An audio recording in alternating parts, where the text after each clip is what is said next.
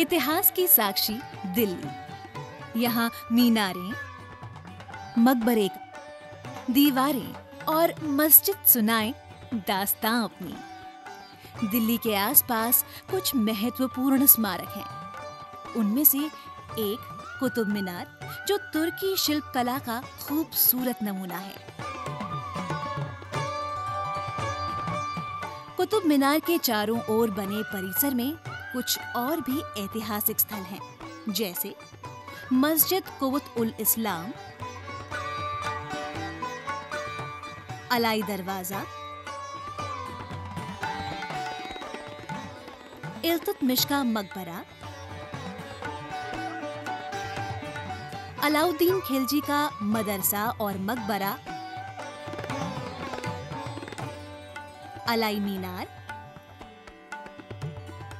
और लौह स्तंभ आदि। इन सब स्थलों को कुतुब परिसर में शामिल किया गया है। यूनेस्को की विश्व धरोहर सूची में कुतुब परिसर का नाम दर्ज है। विश्व भर से सैलानी इस मनमोहक स्थल को देखने आते हैं।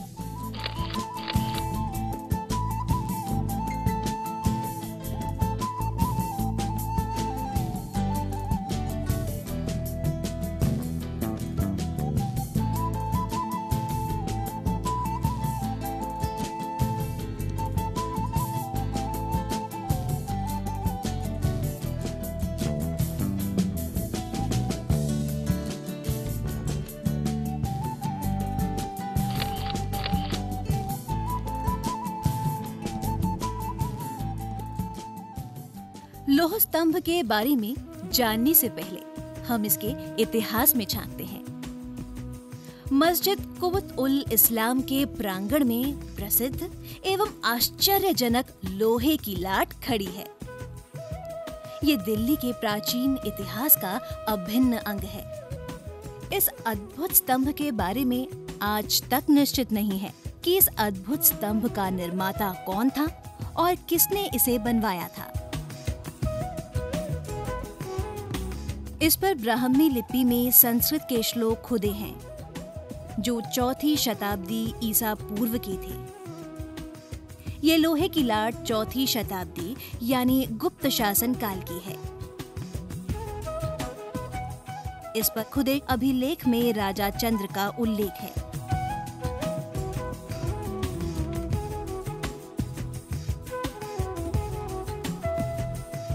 लाट पर खुदे शब्द उनकी वीरता और यश का वर्णन करते हैं, जिस आधार पर इतिहासकार इन्हें चंद्रगुप्त द्वितीय मानते हैं। परंतु इस अभिलेख में दी गई जानकारी से ऐसा प्रतीत होता है कि ये राजा समुद्रगुप्त का वर्णन करता है। परंतु अभी भी इस विषय पर अनुसंधान जारी है। आप भी इस विषय में जानकारी जुटा सकते हैं। इस लाट को यहाँ किसी अन्य स्थान से लाया गया था, क्योंकि यहाँ पर 4वीं शताब्दी के कोई अवशेष नहीं मिलते हैं।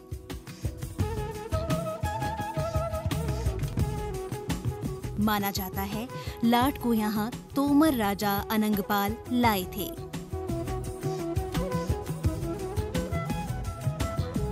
लोहे की लाट की लंबाई 7.20 मीटर है, जिसमें से इसका 93 सेंटीमीटर भाग जमीन के नीचे गड़ा हुआ है।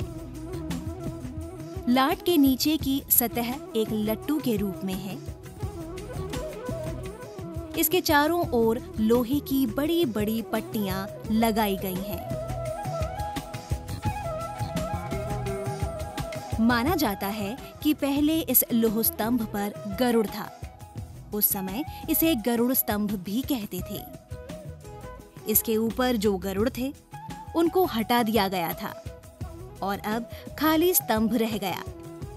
इसे अब लौह स्तंभ कहते हैं। यह शुद्ध लोहे का बना लगभग 1600 साल से यहाँ है। इसका वजन 6 टन से अधिक आंका गया है।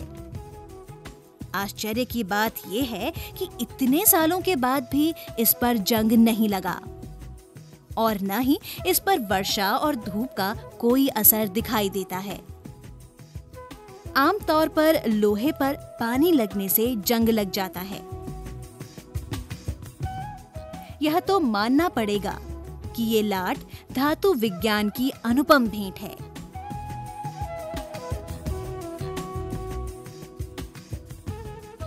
यह प्राचीन भारतीयों के उन्नत धातु कौशल का प्रतीक है।